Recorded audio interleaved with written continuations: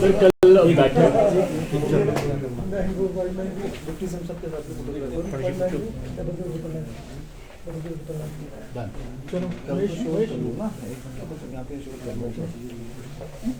Sir कल आपने जो है वो एचआरटीसी की समीक्षा बैठक की है, कई जगह पर निरीक्षण भी किया है, काफ़ी बातें सामने आई है।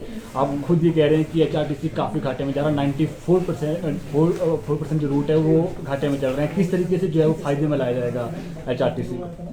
नहीं, देखिए अभी तक मैं ये तो नहीं कहता कि हम उसको फ़ायदे में लाने की कोई बात कर रहे हैं, ना ही मैं अभी तक ये कह रहा हूँ कि ब्रेक इवन पे लाने की बात कर रहे हैं। अभी तो ये है कि एचआरटीसी की व्यवस्थाएं कैसे हमने सुधारनी है, किस ढंग से 2 करोड़ किलोमीटर गाड़ी चल रही है एक महीने में, तो आप अंदाज़ा लगा सकते हैं कि कितनी बड़ी सेवा है। और साथ ही ये भी है कि पर किलोमीटर घाटा भी 30 से 35 रुपये हो रहा है और सिर्फ 6% रूट जो है मुनाफे में है।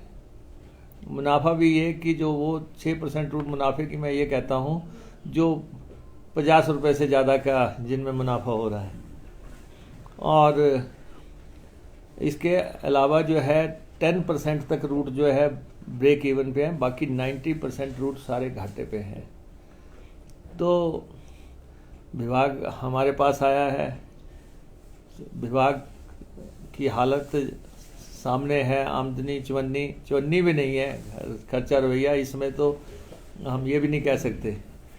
तो अब सोशल रिस्पॉन्सिबिलिटी एक तरफ है, दूसरी तरफ कमर्शियल ऑर्गेनाइजेशन है, और उसको किस ढंग से हमने रन करना है वो हम अध्ययन कर रहे हैं और निष्कर्षों पर निकल रहे हैं कि 1350 करोड़ रुपए तो देनदारियां ही पड़ी हैं, जो कि कर्मचारियों की देनदारी है, पेंशन की देनदारी है, पुर्जे वालों की देनदारी है, फिर उसके बाद जो है कर्जे है, बसों की खरीद के कर्जे जो है 5 साल में स्प्लिट होते हैं, वो कितनी बसें खरीदी गई हैं उनका कर्जे चुकाने हैं। प्रदेश सरकार की मदद के बगैर तो अभी एचआरटीसी रन नहीं हो सकती। प्रदेश सरकार भी खुले दिल से मदद करे, वो मैं मामला कैबिनेट में भी और मुख्यमंत्री जी के साथ भी हम रखेंगे सारी स्थितियां, क्योंकि हम चाहते हैं कि कर्मचारी जो है 11,000 कर्मचारी काम कर रहे हैं और फ्लीट 3500 का है और 1800 की फ्लीट स्ट्रेंथ के हिसाब से जो है हमारे पास स्टाफ है। हमारे पास गाड़ियों को रिपेयर करने वाले मैकेनिक हुए, ड्राइवर हुए, कंडक्टर हुए, दूसरे हुए, उनकी काफ़ी शॉर्टेज है, वो एक मसला है। 1000 के आसपास बसें ऐसी हैं जो कि ज़ीरो बुक वैल्यू की हैं, जिनको कि चलाया जा रहा है लेकिन रिप्लेसमेंट मांग रही हैं। और दूसरा ये है कि 2-3 फैसले हमने किए हैं।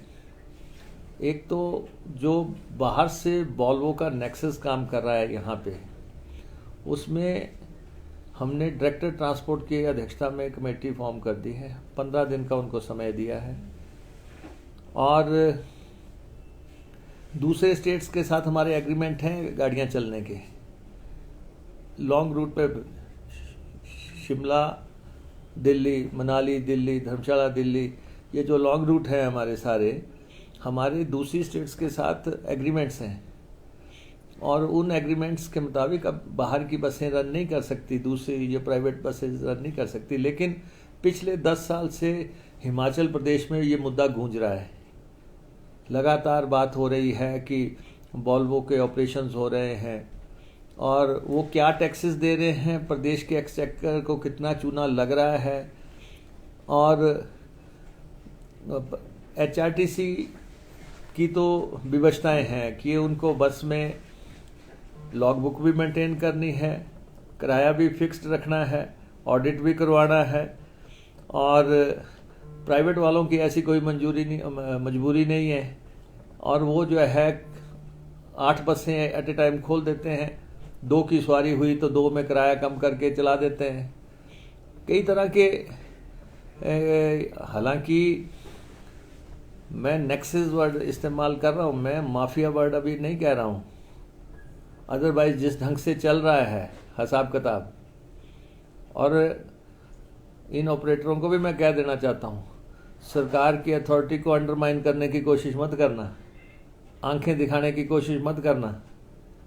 जिस ढंग से ये बसेस चल रही हैं, ठीक है 10 साल से चल रही होंगी, प्रदेश को बिना कुछ दिए, बिना टैक्स दिए, बिना कुछ जो है कौन से कैरियर किस कैरियर में परिवर्तित करके चला रहे हैं। ये सारी बातें बिल्कुल ब्लैक एंड वाइट में सामने आ रही हैं। हम ये ठीक है, टूरिज्म स्टेट है, पर्यटक आने चाहिए, हम पर्यटक इन गाड़ियों में आ रहे हैं, लेकिन एट द सेम टाइम कायदे कानून भी है प्रदेश के रिसोर्सेज को रौंद के कोई ऑपरेशन नहीं कर सकता, वो हम देखेंगे। नंबर 2, पूरी देश दुनिया की गाड़ियां यहाँ रजिस्टर हो गई जो लग्जरी व्हीकल्स हैं, जो लंबी गाड़ियां हैं, जो 1 करोड़ की गाड़ी है, 2 करोड़ की गाड़ी है। ये तय हो गया कि एक कट ऑफ डेट तय थी कि वो देश में रजिस्टर नहीं हो सकती, और हिमाचल प्रदेश में टैक्स कम था रजिस्ट्रेशन का। उन्होंने डॉक्यूमेंट फॉर्ज कर दिए, डॉक्यूमेंट फॉर्ज करके 1 करोड़ की गाड़ी 20 लाख दिखा दी, 10 लाख की दिखा दी, 15 लाख की दिखा दी। 2 करोड़ की गाड़ी जो है उसके डॉक्यूमेंट फॉर्ज कर दिए, और उसके बाद वो गाड़ियां हिमाचल प्रदेश में रजिस्टर हो गई। और हमने विपक्ष में भी ये मसला उठाया था।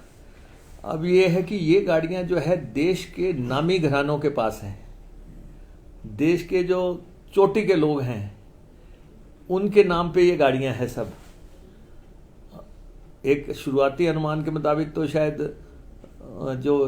जब हमने कहा था 1-2 जगह का, तो 1500-1600 गाड़ियां सामने आई थी। आज भी आप दिल्ली चले जाओ, कोई 5 स्टार देख लो, आपको 5 स्टार के बाद जो गाड़ी मिलेगी वो हिमाचल नंबर की मिलेगी। हवाई अड्डे पे देख लो आप, लंबी गाड़ी कोई भी मिलेगी आपको हिमाचल नंबर की मिलेगी। मुंबई चले जाओ, वहां भी आप देख लो।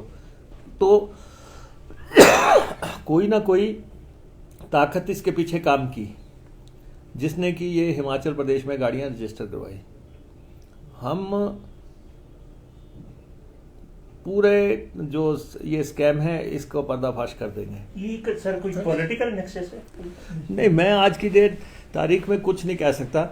मुझे ये मालूम है कि हिमाचल प्रदेश में देश के चोटी के लोगों की गाड़ियां रजिस्टर हुई हैं, देश के नामी घरानों की हुई हैं, और देश की सबसे महंगी गाड़ियां जो है यहाँ रजिस्टर हुई हैं, औने पौने दाम पे हुई है। हाँ, और औने पौने दाम पे हुई है। सरकार जांच करेगी, इंक्वायरी होगी सर? नहीं, हमने इसकी रिपोर्ट भी मंगवा ली है, वॉल्वो की रिपोर्ट्स भी मंगवा ली है। हम ट्रांसपोर्ट में पूरी पारदर्शिता लाने के पक्षधर हैं। हम यहाँ, अगर हमें यहाँ पे ईश्वर ने बिठाया है, देवभूमि है ये, और देवभूमि में हम चाहते हैं कि ट्रांसपोर्ट की सारी तस्वीर प्रदेशवासियों के समक्ष हम रखेंगे। प्राइवेट ट्रांसपोर्टर्स, प्राइवेट बसें हमने कैसे चलानी है, HRTC हमने कैसे चलानी है, ये हमारे जो RTOs हैं, दलालों का राज कैसे समाप्त करना है, ये सारी बातें अध्ययन करें। फिर नंबर प्लेट जो बन रही हैं, सारी गाड़ियों पे नंबर प्लेटें लग रही हैं, ये कितने की लग रही हैं, कितने की पड़ती हैं। जाहिर तौर पे टेंडर हुआ होगा, लेकिन उसमें भी बहुत बारीकियां जो है लोग हमें बता रहे हैं। तो ये जो जनता से जुड़ा हुआ महकमा है, 20-22 लाख के आसपास गाड़ियां हैं लोगों के पास, 70 लाख की आबादी में अगर 20-22 लाख गाड़ियां यहाँ रजिस्टर है तो आप अंदाज़ा लगा सकते हैं हर तीसरे घर में कुछ ना कोई गाड़ी है। और इन सब का अध्ययन करते हुए 1 लाख लड़कियों का लाइसेंस बन चुके हैं स्टेट पे। तो स्टेट किस ढंग से वो चल रही है, आगे बढ़ रही है। तो इन सब चीज़ों को हम देख रहे हैं। लाइसेंस को कैसे हम बिल्कुल इजीली लोगों तक पहुंचा सकते हैं, और रजिस्ट्रेशन का क्या है, पासिंग के मसले हैं। तो स्टडी चल रही है, लेकिन HRTC सबसे इम्पोर्टेंट है, क्योंकि ना तो यहाँ पे हवाई मार्ग इतना सशक्त है, ना ही यहाँ पे HRTC की जो प्रतिबद्धताएं हैं, जो कि हमें लोगों को सोशल देखते हुए हमने रियायतें दे रखी हैं वेलफेयर के चलते। लेकिन कुछ कैटेगरीज ऐसी भी हैं जो कि मुझे लगता है कि अब उनको रियायतों की ज़रूरत नहीं है, वो भी हम उसका अध्ययन कर रहे हैं। मुकेश जी, क्या आप गवर्नमेंट अपील भी करेगी जैसे विमेंस के लिए जो अफोर्ड कर सकती हैं वो विड्रॉल कर ले, MLAs हैं, मंत्रीज हैं, ऐसे बहुत सारी कैटेगरीज हैं जो जिनके लिए मुफ्त परिवहन की व्यवस्था की गई है, क्योंकि इस तरफ तो फाइनेंशियल क्राइसिस है। कुछ दूसरी तरफ लोग इसका इस्तेमाल भी करते हैं, लेकिन अफोर्डेबल लोग कर सकते हैं अफोर्ड। नहीं, देखिए अब ये देखिए ऐसा है, ये नीतिगत मसले हैं। मैं इस पे अभी तक कोई टिप्पणी नहीं करना चाहता। जिनको रियायतें दे रखी हैं उनको रियायतें हम दे रहे हैं, लेकिन मामला ये है कि ट्रांसपोर्ट के सिस्टम में किस ढंग से हमने उनको चलाना है। हमारे बसों का ऑपरेशन हमें देखना है। हमें ये देवभूमि में हम देव दर्शन कार्यक्रम भी चलाएंगे। सारी हमारी जितनी भी देव स्थल हैं, चाहे चिंतपूर्णी, ज्वालामुखी, नैना देवी, बाबा बालकनाथ, चामुंडा देवी, जितने भी हैं, यहाँ पे बसें कैसे चलेंगी।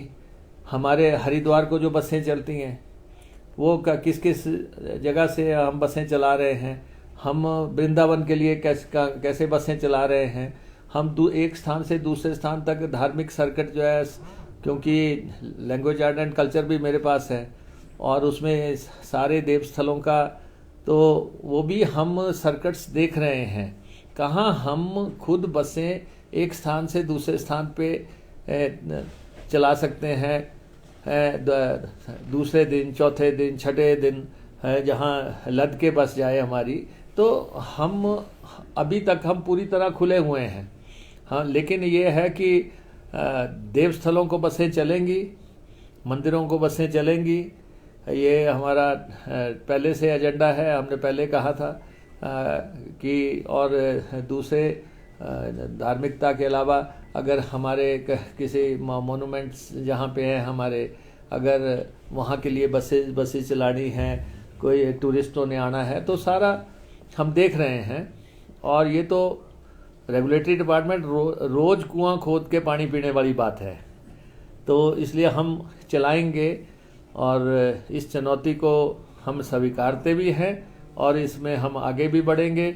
जनता को सुविधाएं देंगे, हिमाचल प्रदेश की जनता को हर संभव सुविधा देंगे।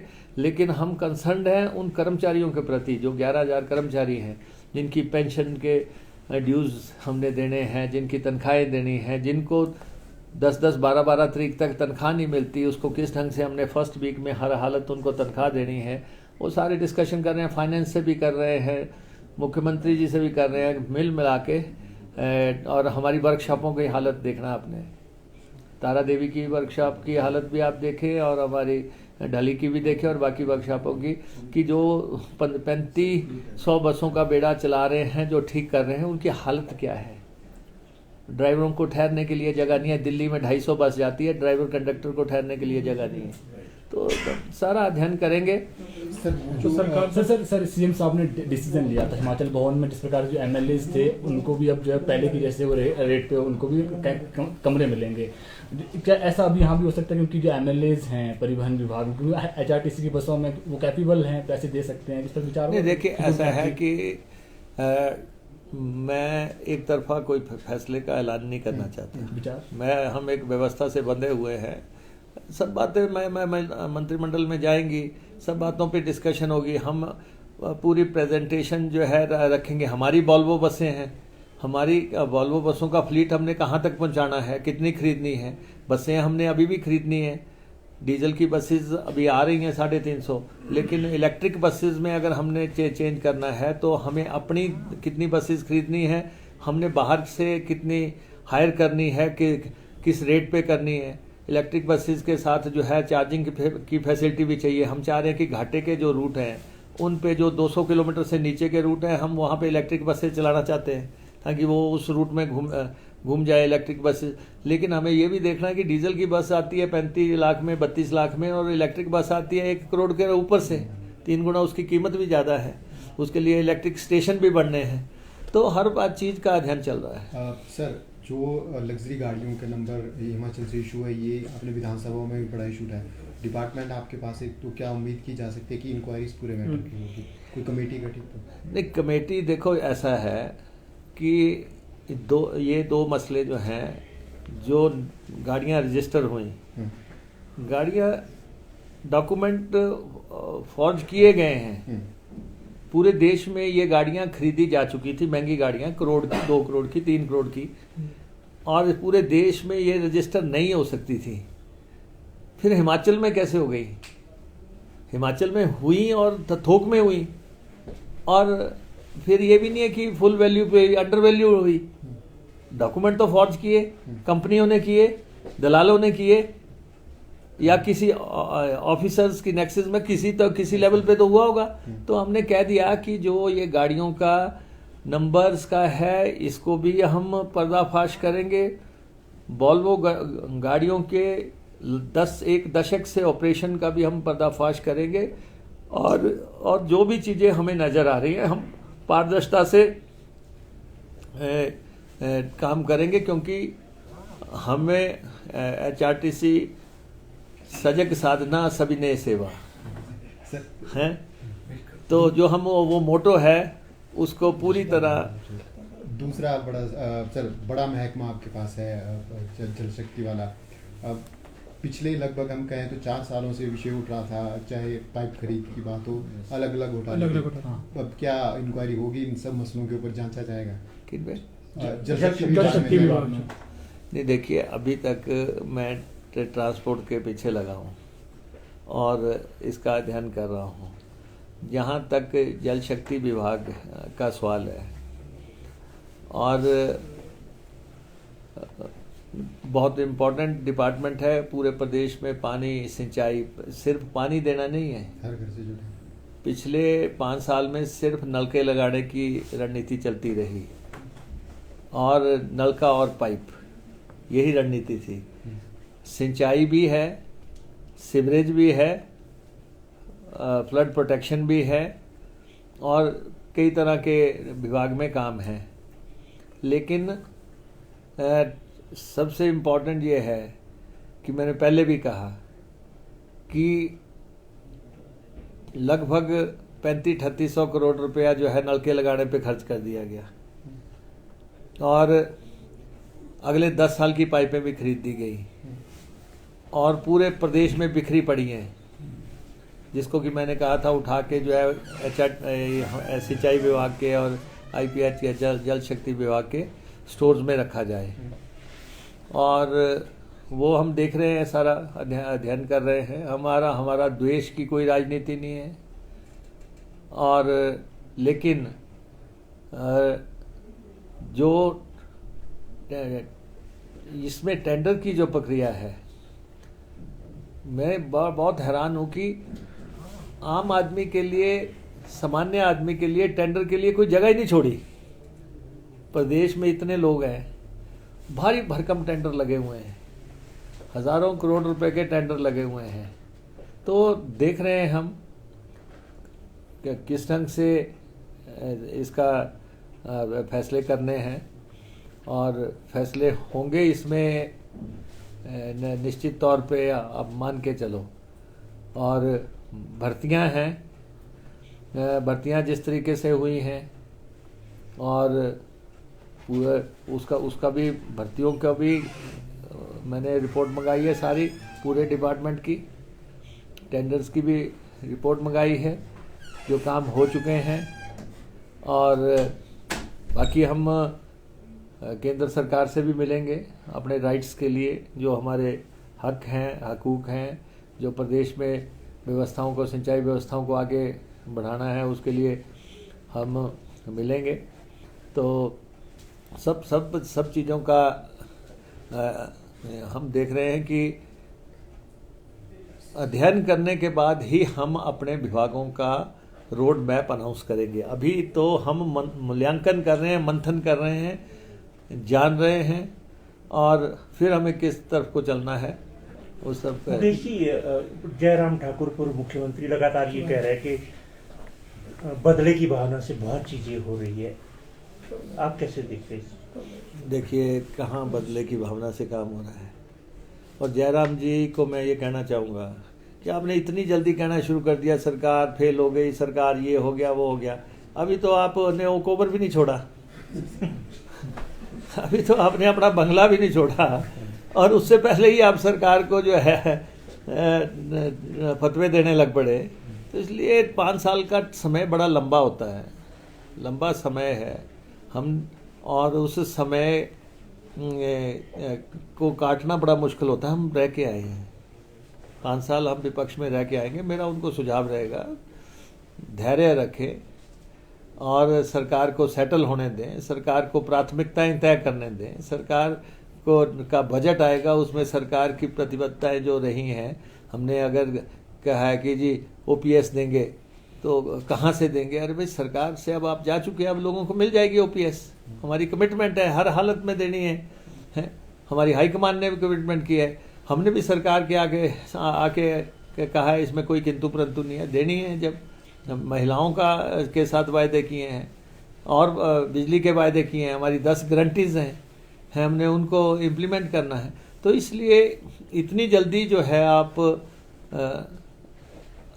अभी से आपकी आंख में आ गए आंसू, अभी तो छेड़ी भी नहीं दास्तां हमने, अभी तो शुरू भी नहीं हुआ, एक पखवाड़ा अभी हुआ नहीं और आपने कहना शुरू कर दिया। तो इसलिए कोई भी मामला जो है, हम विपक्ष का सम्मान करते हैं, वो विपक्ष के नेता बने हैं, हम उनको शुभकामनाएं देते हैं। हमने उनको कहा था, जब मैं विपक्ष का नेता था तो मैंने उनको कहा था, विपक्ष के नेता का कानून बना लो और उस कानून से जो है बहुत चीज़ें हल हो जाएंगी, लेकिन वो माने नहीं।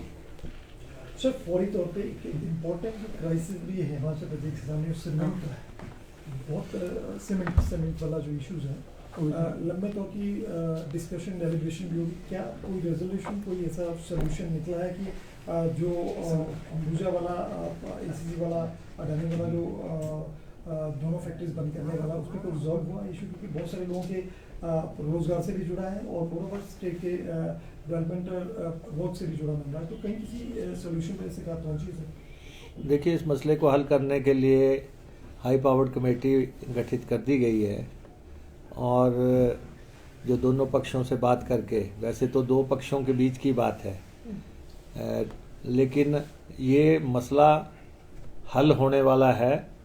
और मैं इतना कह सकता हूँ, in the best interest of the people of the state ये हल किया जाएगा।